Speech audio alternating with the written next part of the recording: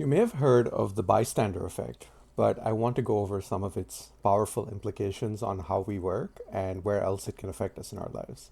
So basically, the bystander effect is the phenomenon where if someone gets injured or hurt and they need medical help and it's an emergency, if they're surrounded by, say, 50 people, bystanders, walking by, they are less likely to get help than if they were surrounded by less people, by, by say, 5 people.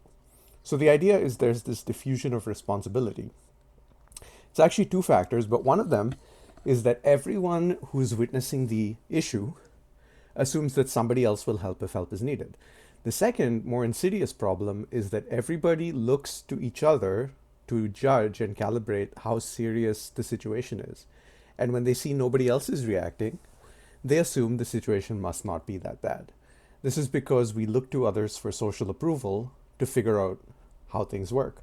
It's the same reason that laugh tracks are so successful at making audiences laugh louder and longer, and also making audiences rate the jokes as funnier, even though when asked what they think about laugh tracks, audiences will say that they dislike them. People say they dislike laugh tracks universally.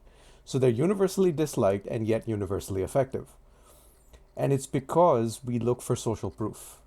And laugh tracks are a form of social proof. The bystander effect is also caused by a lack of social proof that there's a problem, or the support of social proof that there isn't a problem. Now, the way this can affect you in your life is one, if you're ever in an accident or emergency situation and you need help, you need to point directly at a specific individual and call them out as specifically as you can. So you say, "You, sir, in the blue jacket, I need help. Call 911. This is an emergency." And then you're very likely to get help. They'll do something. But if you just hope that someone sees you're bleeding and tries to help you, it's probably not going to happen, especially if there are lots of bystanders. Now, the second way this affects you is that whenever you are looking to make a decision or innovate in some way, you will naturally and subconsciously look to others to see whether they're doing the same thing. But the others are not doing the same thing or the thing that you want to do.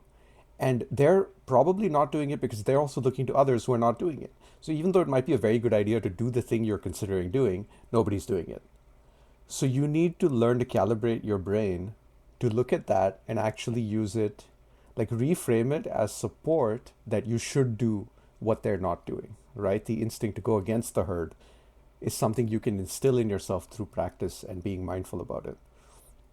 So when you see that nobody else is doing the thing, it should sort of make you think it might be an opportunity, especially if you've done the analysis and you think that what you want to do is like objectively a good idea, right? Of course, you can ask people, "Hey, what are the pros and cons of doing this thing?" And they can tell you. And if there's logically no reason not to do it, then go for it, right?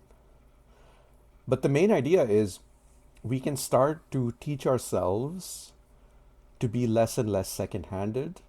And rather than looking for social proof, we can actually begin to make our own independent decisions. And I think that's how you become an independent thinker, sort of slowly over time, day by day. But by doing this, it means the quality of your decisions will improve. You will become an initiator rather than a reactor. And you'll naturally become more and more of a leader as you grow. So yeah, try it out, see the results.